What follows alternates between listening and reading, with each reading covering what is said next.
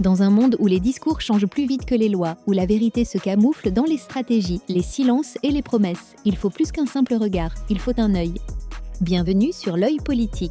Chaque semaine, nous nous engageons à décrypter l'actualité sociopolitique sans détour. Nous allons au-delà des apparences, explorant les faits, le contexte souvent ignoré et les implications profondes des décisions qui façonnent notre avenir collectif.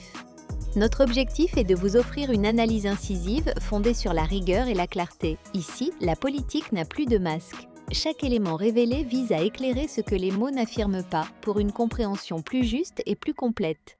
Cause. Il s'est passé beaucoup de choses. Il y a des gens même... Oh, les militaires étaient au carrefour, ils applaudissaient. Ils disent, voilà, ils savent que nous marchons. Parce qu'il y a des gens qui ont dit, quand ils marchaient, j'ai demandé, pourquoi tu sors pour marcher? Elle m'a dit, c'est parce qu'elles vont au marché. Et les conditions du marché ne l'avantagent pas. Elle sort pour marcher parce qu'elle souhaite que les conditions de vie de son mari puissent changer aussi. Qu'on puisse doubler, tripler son salaire. Et quand elle a dit ça, il y avait des autres femmes de soldats autour d'elle qui ont dit oui, c'est vrai. Elle souhaite cela pour que les messieurs puissent avoir plus de dignité et s'occuper mieux d'elles et mieux de leurs enfants. Que c'est eux qui vont au front pour risquer leur vie pour la nation. Qu'au moins s'ils sont au front, que l'État puisse mettre des dispositions pour que quand leurs enfants tombent malades, on puisse leur donner accès aux premiers soins. S'il vous plaît, le live est attaqué.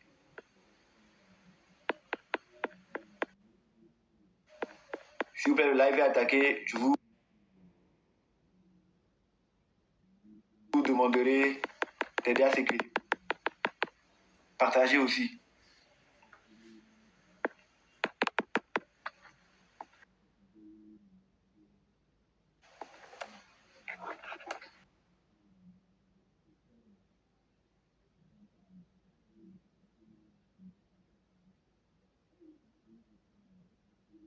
Live est attaqué. Bref. Donc rêvons. Je ne vais pas être plus long que ça, puisque le live est sérieusement attaqué.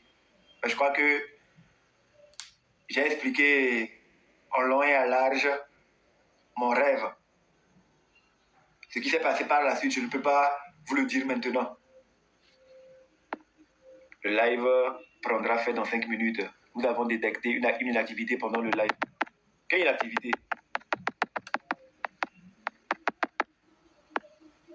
Oh là là.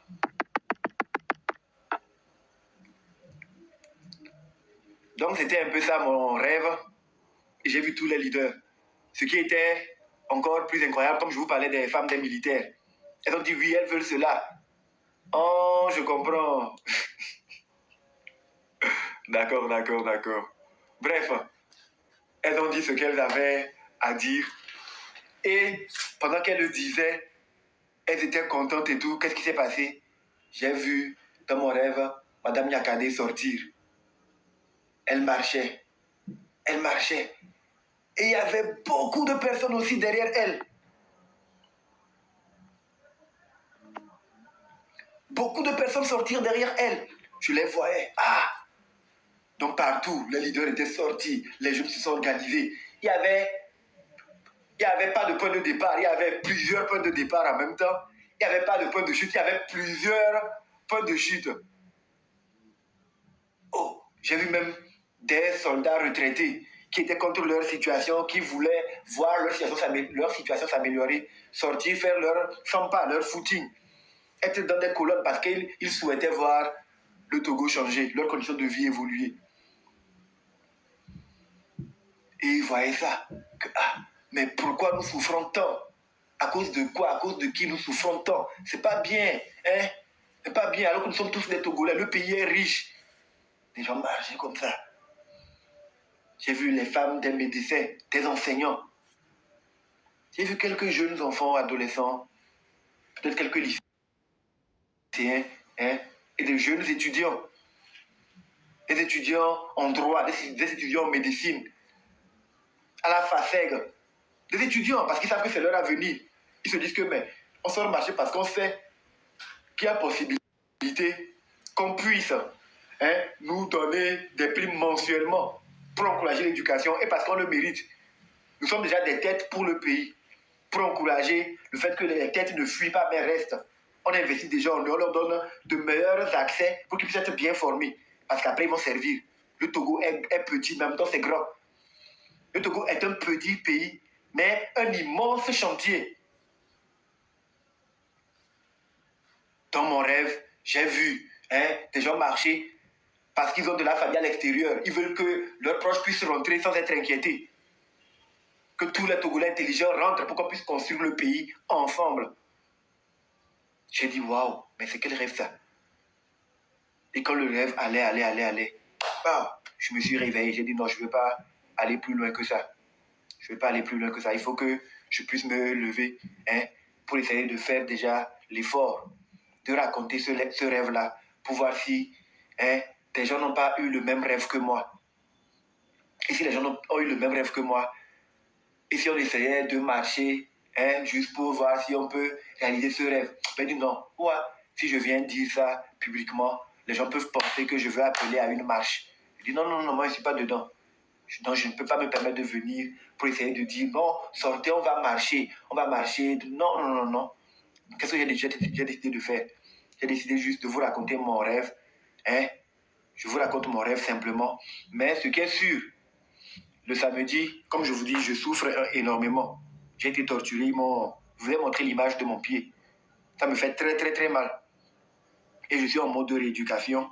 Je me suis inscrit à la salle de gym. Hier, j'ai fait une séance, mais j'ai besoin de marcher pour guérir, pour pouvoir retrouver mon allure. Et le sport, c'est bon pour la santé. Aujourd'hui, les jeunes meurent trop tôt, d'AVC et tout.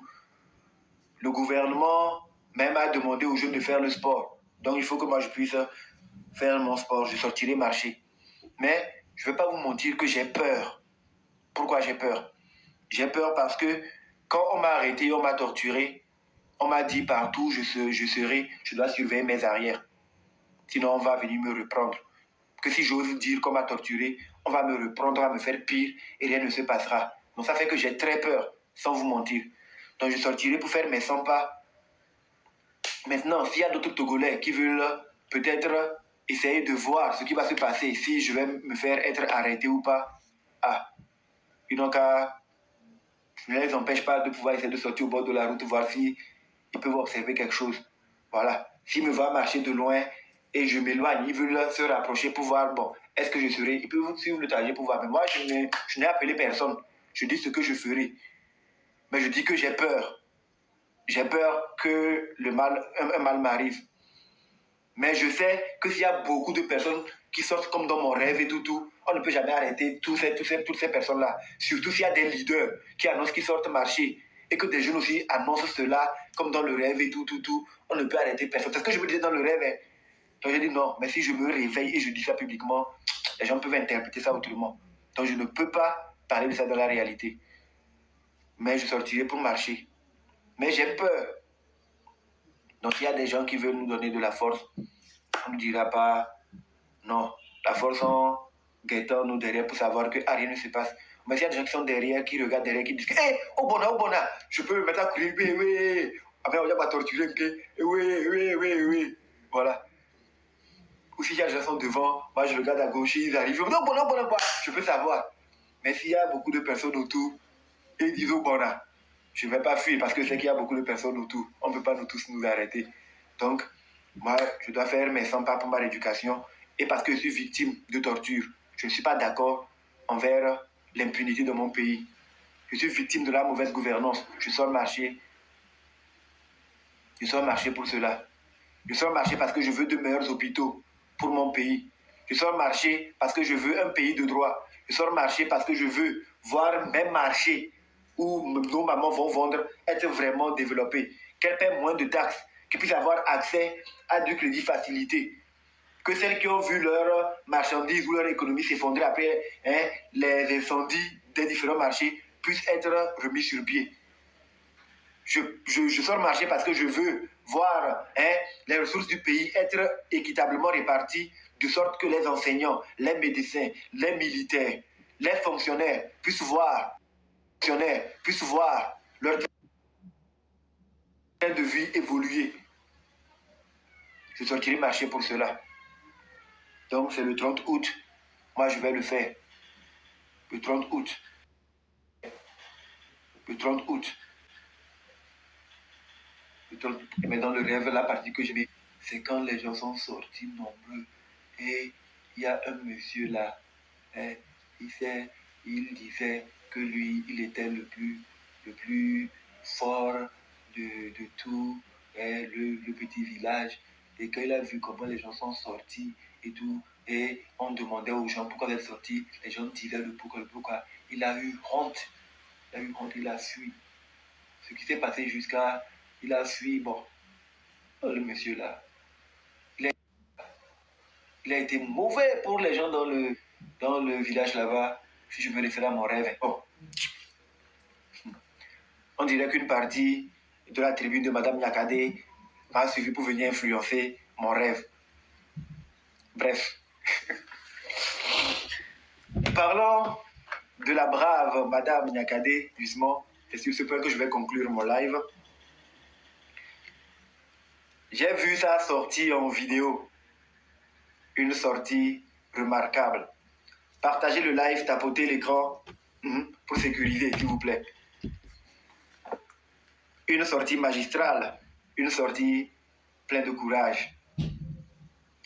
J'ai vu les différentes réactions des uns et des autres. Quand j'avais commencé le live, j'avais raconté l'histoire du croyant qui s'est retrouvé sur le toit d'une maison en pleine tempête, orage et tout, qui priait Dieu pour avoir des opportunités, pour être sauvé, mais qui a vu des opportunités passer sans vraiment les saisir. Et je nous avais invités à ne pas être comme ce genre de croyants.